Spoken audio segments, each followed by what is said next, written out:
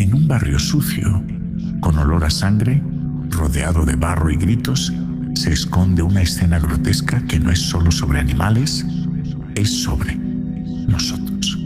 Sobre el poder, sobre el miedo, sobre la carne, sobre la sociedad. Hoy, en este video, te traigo uno de los relatos más intensos de toda la literatura. El matadero. Antes de leer este relato pensaba que todos los textos del siglo XIX eran aburridos, inentendibles, tediosos incluso. Pero después de leer esto me replanteé ese pensamiento que tenía. Textos como Matadero parecieran ser traídos de la forma de escribir de nuestros tiempos modernos. Es oscuro, es político, te deja con una sensación de miserabilidad y un mal sabor de boca que algunos textos actuales incluso no te lo pueden dejar. Es como mirar una película de terror pero escrita por un filósofo muy inteligente y una persona muy cansada del sistema en el que actúa. ¿Pero por qué estaba tan cansado del sistema en el que actuaba? Pues para eso primero tenemos que conocer a Esteban Echeverría. Fue un escritor argentino que vivió entre 1805 y 1851 durante el gobierno de Rosas. No solo escribía literatura, sino que también era poeta, pensador y enemigo declarado del régimen del dictador Juan Manuel de Rosas, que no es una sorpresa sabiendo el texto del que vamos a hablar, que es una clara crítica sobre toda esta época de la Argentina. Fue uno de los fundadores de la famosa generación del 37, un grupo de jóvenes intelectuales que defendían la razón, la libertad, la educación y la república. Pero claro, pensar distinto en estos tiempos no era gratis. Y Echeverría tenía esto más que claro, por lo que tuvo que irse a Uruguay para poder escribir este relato del que vamos a hablar hoy día. Un relato, o más bien un cuento que parece una crónica de matanza, pero que es más que eso, sino que es como si fuera una crítica hacia el Buenos Aires de esa época. Matadero es un relato narrado como si fuera un relato costumbrista, pero es más que todo una alegoría política. El matadero se encuentra a las afueras de Buenos Aires durante un periodo de cuaresma en el que escasea la carne, pero lo que en realidad se está descuartizando no es una vaca, sino la libertad individual ante el autoritarismo.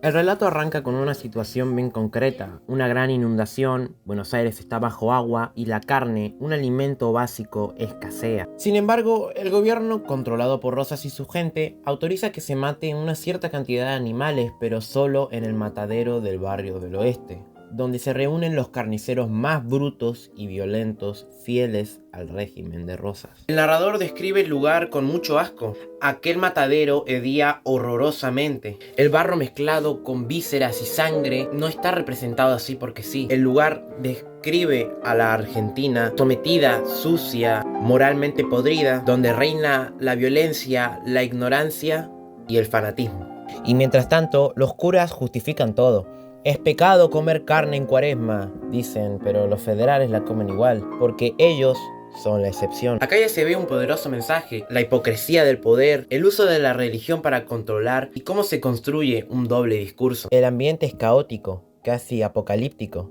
Todo está mojado, sucio, desbordado. En el matadero se juntan los personajes más grotescos, niños con cuchillos en la mano, hombres sudorosos con delantales ensangrentados, pelos al descubierto y una masa de espectadores que festejan cada degüello como si fuera un gol en la Bombonera. Los carniceros no son solo carniceros, son federales fanáticos, violentos y sucios, tanto en lo moral como en lo físico. La descripción que da el narrador sobre cómo son los carniceros es impecable. Habla de rostros con la inteligencia del crimen, ojos torvos y bocas desdentadas. Dentro de esas descripciones rebuscadas hay una gran declaración de intenciones por parte de Echeverría. Y eso no es casualidad, ya que Echeverría está diciendo que el régimen de Rosas bestializa a sus seguidores. Entre la confusión, un toro se escapa, corre, embiste, huye del degüello. Y en esa corrida desesperada decapita a un infante. El narrador describe cómo la cabeza vuela por el aire, cómo la sangre brota como una fuente y cómo nadie se horroriza realmente. De hecho, lo que más preocupa no es el niño muerto, sino que el toro está gordo y lo quieren aprovechar. Esta escena no es gratuita. El sistema sacrifica a inocentes sin dudarlo. Y los que miran lo aceptan como si nada. El cuerpo de ese niño es el símbolo del pueblo, entregado a la violencia, anulado, sin voz. Y la reacción del entorno muestra el grado de deshumanización que reina. Todo se reduce a la carne, al control, a lo útil. Este no es un matadero común, es una mini Argentina del terror, donde se mezcla la religión mal interpretada, el nacionalismo vacío y la brutalidad como forma de justicia. El relato usa el barro, la sangre y los gritos para crear una imagen realista, sí, pero también simbólica. Acá no hay orden, no hay ley, solo hay bajeza disfrazada de sistema. Y Echeverría como narrador no lo cuenta con neutralidad, tiene bronca y se nota que le repugna lo que describe. Lo hace con una precisión quirúrgica que pareciera que quisiera redireccionar a una sociedad enferma. Y en esta parte es donde aparece el protagonista de este relato, el joven unitario. Este es el verdadero centro simbólico del cuento, donde se vuelve directamente una metáfora política brutal. Pero bueno, no me explayo más con los simbolismos y todo eso. De pronto, en medio de ese infierno carnicero, entra alguien distinto. No es un federal, no es un cura, es un joven bien vestido, montado en un caballo, elegante, de rostro limpio y de mirada clara. El narrador se detiene, se nota que admira al joven unitario. No tiene nombre, pero sabemos de que es un opuesto a este régimen. Él es el símbolo del pensamiento libre, del individuo que no se doblega. ¿Y qué hace este joven? Nada. Pero lleva ropa negra, algo que es signo de luto por Rosas, lo que se lo considera como traición. Automáticamente la turba lo intercepta, lo acusan, lo rodean, lo bajan del caballo. No importa que no haya hecho nada, lo importante es que no pertenece al rebaño. Y así, como si fuera otro animal más, lo arrastran al matadero. Pero el contraste es claro. Él está limpio, ellos están cubiertos de sangre, él es racional, ellos instinto puro. Él representa la cultura, el pensamiento, ellos la masa fanática. El narrador lo muestra con dignidad, incluso cuando lo insultan, lo empujan y lo desnudan. El joven no se rebaja, y eso en este mundo es imperdonable. Los federales quieren que el joven reconozca a Rosas como su padre político. Quieren verlo arrodillado, humillado, convertido en un perro más. Pero él se mantiene firme, orgulloso y valiente. Y aquí es donde aparece el juez del matadero. Pero no es un juez de verdad. Es un payaso con poder. Le inventa cargos, se burla, lo condena sin proceso, lo obliga a gritar ¡Viva Rosas! Pero el joven no lo hace. Es un juicio simbólico, sí, pero también una crítica directa. La justicia del régimen no es justicia, es una farsa grotesca. La escena se vuelve cada vez más cruda, más humillante y más intensa. El joven ya está atado, casi desnudo, llorando, pero sigue derecho, no les da el gusto. Y eso es su victoria moral, aunque al final cada vez esté más cerca. El joven está atrapado, ya no hay escape. Lo atan a una tabla como si fuera una res. Lo desnudan por completo, se burlan de su cuerpo y entonces lo torturan. No lo matan de una, no. Lo degradan, lo humillan, lo carnean en vida. Le tiran agua fría, le gritan, lo golpean. Todo el matadero lo mira como si fuera un espectáculo. La escena es tan grotesca que da asco. Y esa es la idea. Lo que hace tan buen escritor Echeverría es que no busca que vos te sientas cómodo al leer el cuento. Quiere que veas cómo el poder destruye a quien piensa distinto, cómo se convierte un ser humano en carne, en nada. No busca una lectura amena y linda, busca que entiendas su mensaje de la forma más directa y honesta. El autor ya se suelta, ya no hay sutilezas. El matadero es una metáfora de la dictadura, por si ya no había quedado claro. El joven es el intelectual, el republicano, el libre pensador, y el matadero, como el país, es un lugar donde eso no puede existir. Incluso por primera vez en la historia, el narrador interrumpe. ¿Dónde estaba la humanidad?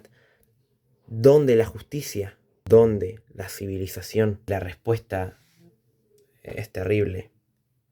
No estaban. Las habían matado también. Lo que se vive en esa escena no es solo violencia física, gráfica. Es una victoria moral, una degradación total en los valores humanos. Nadie hace nada.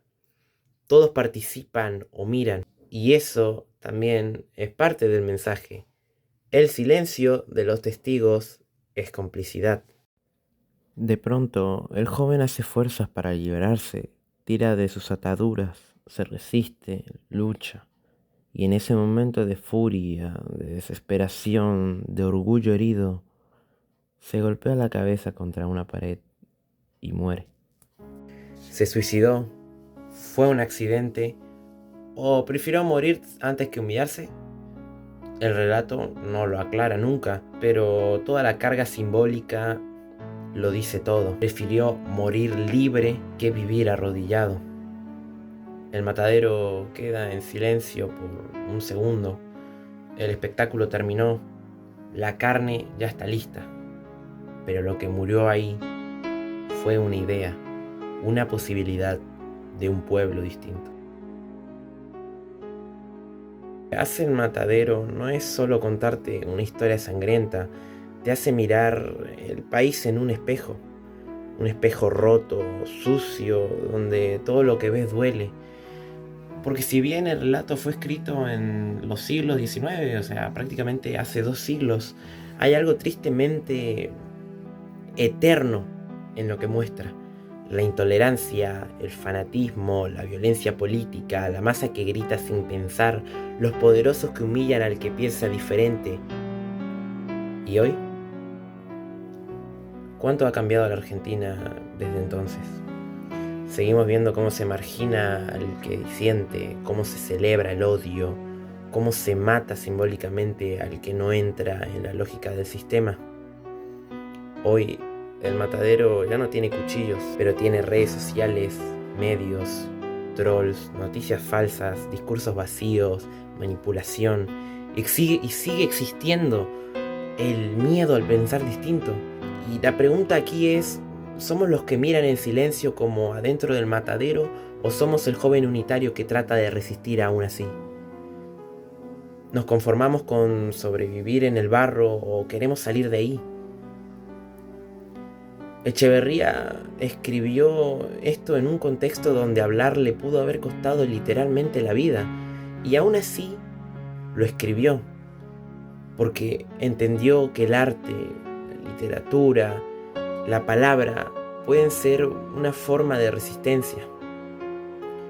Leer El Matadero hoy no es solo un acto escolar, es preguntarte ¿qué tipo de país estamos construyendo? ¿Cuánto barro más estamos dispuestos a pisar? Chau.